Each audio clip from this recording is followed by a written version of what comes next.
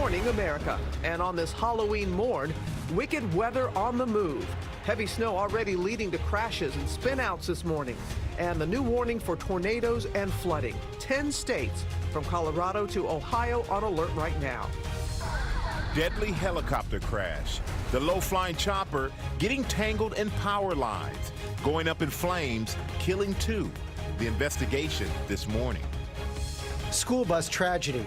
What we're now learning about the 24-year-old behind the wheel of that pickup truck that killed 3 siblings as they tried to board their school bus.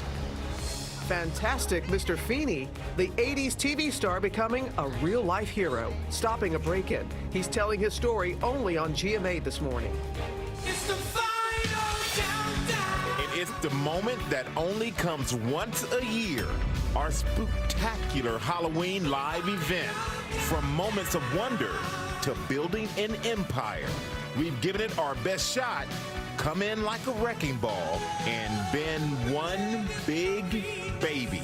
And this morning, a Halloween so big, we need a full house of all these stars. We're counting down to one rad, totally cool live Halloween surprise right here as we say, Good Morning, America. Live in Times Square, this is GMA with Robin Roberts, George Stephanopoulos, and Michael Strahan. Good morning, America. Happy Halloween. I know, when you see us all dressed up, how about, it's really for the kids. Look at this sweet little dinosaur, Marley, with her mom and dad, down from Albany.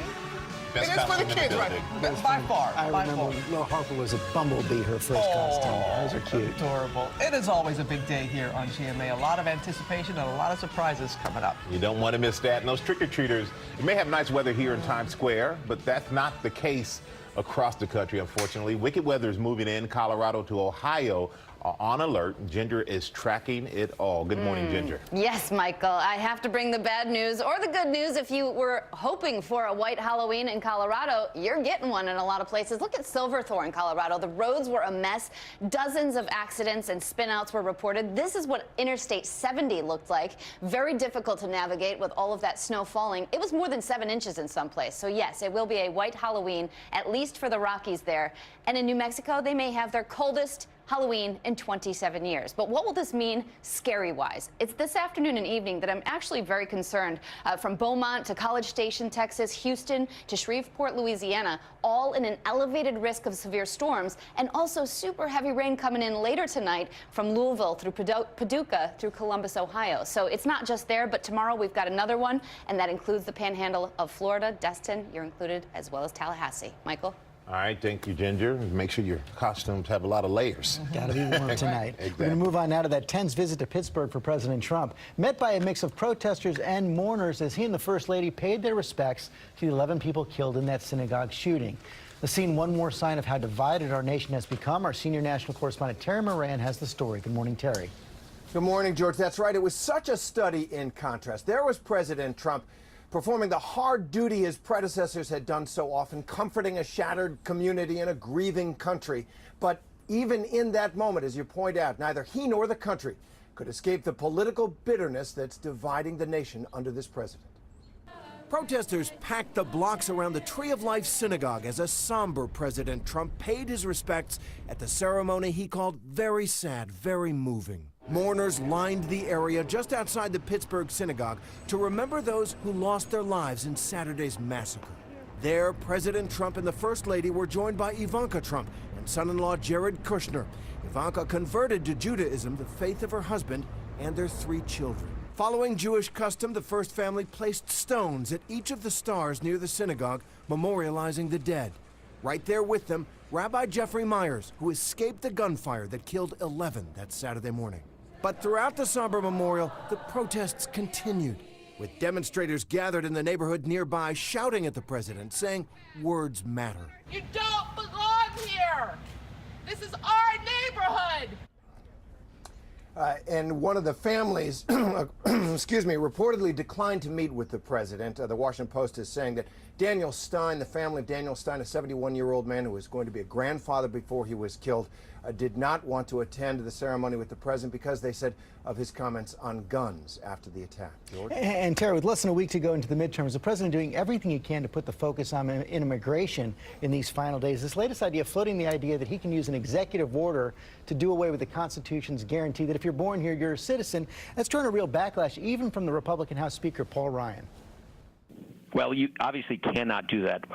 You cannot end birthright citizenship with an executive order. We didn't like it when Obama tried changing immigration laws via executive action, and I think in this case the 14th Amendment's pretty clear. Yeah, Terry, you've covered the Supreme Court for years. The 14th Amendment is simple and clear. It is. That's the majority opinion on the Supreme Court several times, which has ruled on this general area that if you are born in the United States and subject to its laws, you are a citizen.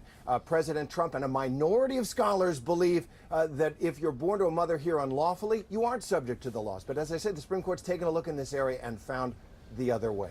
George? Terry Moran, thanks very much. Robin? Okay, George, now to claims of an alleged plot to level made-up accusations of sexual misconduct against special counsel Robert Mueller. According to reports, a woman claims to have been offered $20,000 to make false accusations of sexual misconduct and workplace harassment against him.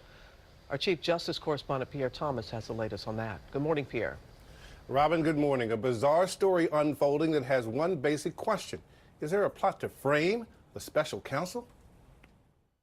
This morning, allegations of a possible smear campaign against Robert Mueller. Several reporters say a woman contacted them, claiming to have been offered tens of thousands of dollars to make false accusations of sexual misconduct and workplace harassment against Mueller. And today, a rare statement issued in response from special counsel spokesman Peter Carr. When we learned last week of allegations that women were offered money to make false claims about the special counsel, we immediately referred the matter to the FBI for investigation. The Atlantic claims the woman revealed to reporters that she received a call from a man who said he represented known right-wing conspiracy peddler Jack Berkman. Berkman on social media has in recent days claimed, without offering evidence, to have damaging information coming soon on Mueller. Some of the reporters contacted by the woman apparently did not talk to her by phone, but only through electronic communication, and there were difficulties confirming her identity.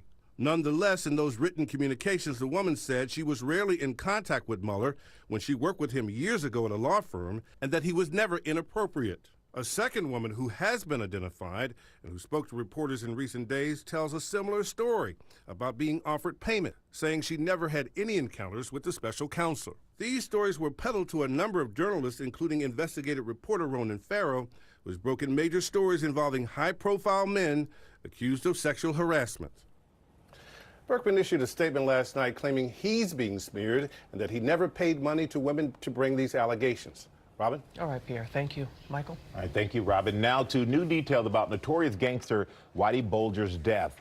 The body of the Boston crime boss turned FBI informant found in his jail cell. Authorities believe he was murdered just hours after arriving at this West Virginia prison. ABC's Gio Benitez in Massachusetts with more. Good morning, Gio.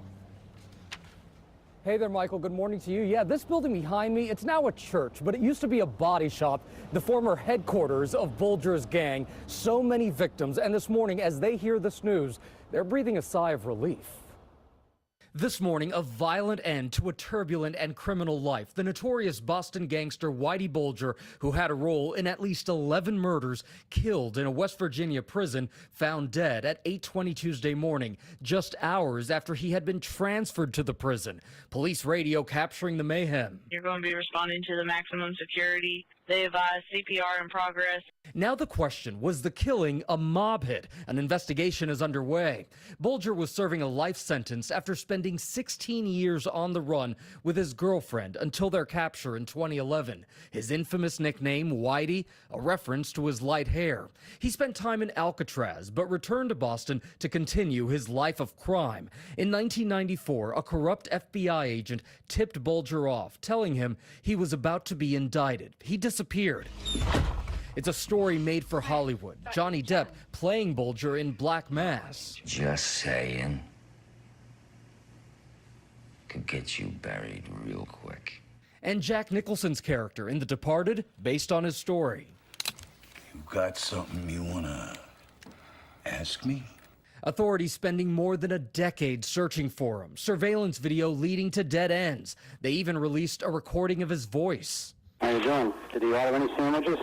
Until investigators found his girlfriend, Catherine Gregg, arresting him at a Santa Monica apartment. The arrests mark the end of a long and exhaustive hunt for one of America's most wanted men. Now some of the families of his victims I knew this day was going to come, and I knew this was going to happen. It's like surreal. Are reacting to his death like this widow. Now that he's dead, his name goes away, and he goes away with it.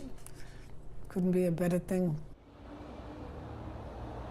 And now this morning, Bulger's attorney is pointing the finger at the Federal Bureau of Prisons, saying they turned his life sentence into a death sentence. Michael? All right, thank you, Gio. George? We're going to move on now, Michael, to breaking new developments in that plane crash mystery. Officials have found part of the fuselage of the Lion Air jet that went down off the coast of Indonesia, and pings have been heard from the black boxes. ABC's Bob Woodruff is in Jakarta with the latest. Good morning, Bob. Good morning, George. Yeah, it now appears that a short time ago, searchers believe that they may have located that downed plane. They detected a signal, the sound of that ping from the black box. So divers are heading down to get that box as families of those on board are waiting for answers. New this morning, ABC News has been given this video shot by a passenger just as he was boarding Lion Air Flight 610, a glimpse of his boarding pass and the doomed plane itself just about an hour before it went down. His wife told us today she is praying that he will be found. After 2.5 days of desperate searching, search and rescue teams believe they have located the fuselage, the main body of the plane at the bottom of the sea. The focus now, diving to retrieve the most crucial element in their investigation, the black box. Out here at the port, they have been bringing back shiploads of debris and also body bags late into the night. At this point, they are essentially ruling out that this was a terrorist attack, most likely a technical failure in a country with a troublesome safety record. It was not only until a couple of years ago that aviation officials allowed Indonesian airplanes to fly into the United States. Lion Air Flight 610 was a new plane, only 2 months in service, one of the most recent versions of the 737. Boeing says the MAX 8 is the company's fastest-selling plane in its history, with nearly 4,700 orders from more than 100 customers across the world. Both Southwest and American Airlines have the same plane in their fleets. Boeing issuing a statement saying the Boeing company is deeply saddened by the loss of Lion Air Flight JT610, adding that the company is providing technical assistance at the request and under the direction of government authorities investigating the accident. Today at the Indonesian police hospital, we met family members still hoping for a miracle. This man's identical twin was on that fatal flight. Everyone here has an emotional story. This man showed us this photo. He is there on the left in front of the doomed plane. He and 2 others took a different flight Monday, while these 3 in the middle were lost on Flight 610. It now appears that there is some blame going around. It was reported today that the company Lion Air fired their technical director and some other employees who approved the takeoff of this fatal flight. Of course, this investigation is just beginning. George? Yeah, they had so many problems the day before. Bob Woodruff, thanks very much. Robin? And George, we now have the latest on 2 deadly crashes. A chopper in Florida crashing into a mobile home park, killing 2 people. And a helicopter slamming into power lines in upstate New York, killing 2 utility workers. Eva Pilgrim is here with new details. Good morning, Eva. Good morning, Robin. Those contractors were working to install equipment flying from utility pole to pole when something went terribly wrong. This morning, new images of a horrific helicopter crash in Beekmantown, New York. You can see the chopper tangled in power lines, 4 people trapped on board. The crash happening 4:15 Tuesday afternoon. I saw something off in the distance, kind of smoking. Thought it was like maybe a transformer had blown up. Helicopter ran into some wires, crashed into the ground at 131 Burke Road. The 4 jumping from a burning chopper, falling about 40 feet, the height of a power pole. I have another patient over in front of the red Jeep. He jumped from a helicopter. A nearby worker pulling the men away just moments before the chopper came crashing to the ground, its landing gear still dangling from above. 2 of the workers on board killed, 2 more released from the hospital overnight. I'll let you know on the other 2, but they are walking wounded. This morning, New York State Police are on the scene working with the FAA and NTSB, trying to figure out what caused this tragic accident. Now, was this pilot error or mechanical error? Investigators will be on the ground trying to determine that later today. But it would have been a lot worse if those neighbors wouldn't have come to help. Oh, sure would. Yeah. Thanks, Eva. All right, thank you, Eva. Now to what's being called a real-life Ocean's 11. Prosecutors say a sophisticated burglary crew pulled off jewelry heists all over the world, just like in the movie, using acrobats and electronics experts to do it. ABC TJ Holmes is here with more. Good morning, TJ. Hey, that's right, Stray. Acrobats. You don't put together a crew of experts like this if you're just trying to steal grandmother's pearls, do you? Yes, these guys pulled off heists. Over the past decade, the prosecutors say netted $1 million in one case, $2.5 million in another, $3 million in another. So Ocean's 11 meet the Pachinovich enterprise. You're watching a group of thieves pull off $1 million jewelry heist that could be ripped from the pages of a Hollywood script. What I'm about to propose to you is both highly lucrative and highly dangerous. The crew comprised of acrobats, strongmen, and electronics experts. Type of team put together by George Clooney and Brad Pitt in Ocean's 11. You have to get from there to the door without touching the floor. What do you do? 10 says he shorts it. 20. Damir Pachinovich, the alleged ringleader, and 3 others were arrested last week. And according to court documents, investigators found plans for even more brazen plots. Like this one that took place on New Year's Eve 2016. The thieves struck a jewelry store known for its yellow and pink diamonds, snatching the jewels as the clock struck midnight. And they all have pled not guilty in this case, but the plans they found, they had research on diamond dealers in Europe that they found. Also, even police scanners from Amsterdam research. So these guys do their homework, and this is the real deal, but they have pled not guilty. And with the video in your face.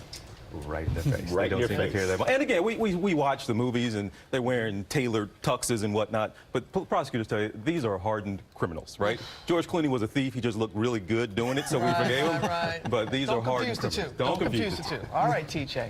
Going to go to Boston now. A live look at the route where a big parade is about to get underway for the World Series champions, the Boston Red Sox. The big event, the Victory Parade, will get underway at 11 a.m. Eastern. A special treat this Halloween. Yep, the team is back. Wow. Boston. Then you covered a little bit of the series, right, TJ? Yeah, well, it was such a short series, I didn't have to. Thanks, Sox. Yeah, rub that in. It wasn't the NBA Finals when you do that. Big day for Boston. Today, I want to go back to Ginger now with a trick-or-treat forecast. Oh, and such a nicer forecast here along the East Coast, not just today, but tomorrow. But look at this. The tricks are going to happen in Texas and Louisiana, Arkansas, too. That's where you could see damaging wind and even tornadoes. And that's coming this afternoon and evening. So trick-or-treat time or thereafter when you're handing out candy, just be very weather aware, especially then into the Mid-South. So Paducah and southern Indiana and Ohio all have to look out for the flash flood potential. There's a little warmth. There's a little something nice for you. There's your treat. Your local weather in 30 seconds. First, though, the Stormy Cities, sponsored by Ancestry. My Ancestry DNA results revealed parts of me that I didn't even know. And I find out that I'm 19% Native American, specifically from the Chihuahua people. What? I find that crazy. It traces their journey in the mid-1800s from central Mexico to Texas. Learning about the risks they took for a better life, it gives me so much respect and gratitude. It just sheds so much light in my past that I never even would have known was there. Connecting 20 million members to a deeper family story. Order your kit at Ancestry.com. A perfect forecast on this final day of October. It's looking like this will be one of the warmest Halloweens that we have had since 2009. Temperatures will quickly warm to the 60s by noontime today, 70 degrees by 3 o'clock. We'll top out about 72. Sunsets today at 6:09. Temperatures will fall down from about 65 to 60 degrees, but again, comfortable for the trick-or-treaters. We're breezy tomorrow, your high 75. We're tracking rain, even some thunder for Friday, looking like a cooler weekend in the 50s. Coming up, this is truly, truly disturbing. The so-called Kid Fight Club that broke out at a daycare. Teachers, they were cheering on the children. There are calls growing for that center to be shut down this morning. Just amazing that could happen. And new details about the couple known for going to limits to take daredevil pictures. The extreme photo that cost them their lives at Yosemite. And what we're learning about that school bus tragedy, the 24-year-old driver under arrest for hitting young children when the stop sign was out on the bus. We'll be right back.